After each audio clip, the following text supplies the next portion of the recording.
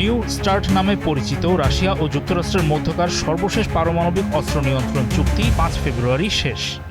রুশ president Vladimir Putin প্রস্তাব করেছেন, পরবর্তী পদক্ষেপ নির্ধারণের জন্য সময় পেতে উভয় পক্ষের উচিত আরও ১ বছরের জন্য ওয়ারহেডের সংখ্যা না বাড়ানো। তবে মার্কিন প্রেসিডেন্ট ডোনাল্ড ট্রাম্প পুতিনের এমন প্রস্তাব নিয়ে এখনও কোনো আনুষ্ঠানিক সাড়া দেননি।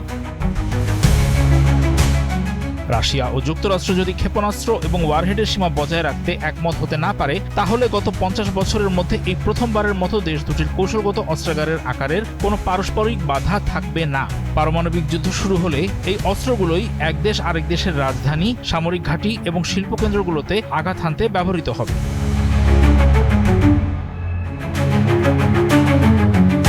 স্নায়ুযুদ্ধের চরম উত্তেজনাপূর্ণ সময়েও মার্কিন যুক্তরাষ্ট্র এবং সোভিয়েত ইউনিয়ন অস্ত্র প্রতিযোগিতাকে নিয়ন্ত্রণের বাইরে যাওয়া ঠেকানোর জন্য ধারাবাহিক কিছু চুক্তির বিষয়ে সমঝোতা করেছিল। এখন ইউক্রেন সংঘাত নিয়ে ব্যস্ত থাকার কারণে দেশ দুটির সরকার কোনো চুক্তি নিয়ে কোনো আলোচনায় বসেনি। এই চুক্তির অধীনে দুই দেশের মোতায়েন করা পারমাণবিক ওয়ারহেডের সংখ্যা ১,৫৫০-এ সীমাবদ্ধ। এক্সট্রিম মশার কয়েল প্ল্যান্ট ফাইবার দিয়ে তৈরি, ডেঙ্গু, চিকুনগুনিয়া বাহি সহ যে কোনো মশার বিরুদ্ধে দেয় এক্সট্রিম সুরক্ষা। পুতিনের প্রস্তাব ট্রাম্প গ্রহণ করলে তা আগামী সিদ্ধান্ত ঠিক করার জন্য কিছুটা সময় দেবে।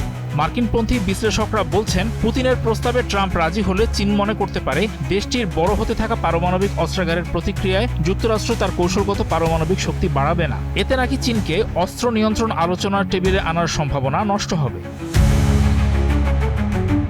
ফেডারেশন অব আমেরিকান সায়েন্টিস্টের তথ্য অনুযায়ী রাশিয়ার কাছে আনুমানিক ৫,৪৫৯টি এবং মার্কিন যুক্তরাষ্ট্রের কাছে ৫,১৭৭টি পারমাণবিক ওয়ারহেড আছে। বিশ্বজুড়ে থাকা মোট ওয়ারহেডের প্রায় ৮৭% এই দেশ দুটির হাতে।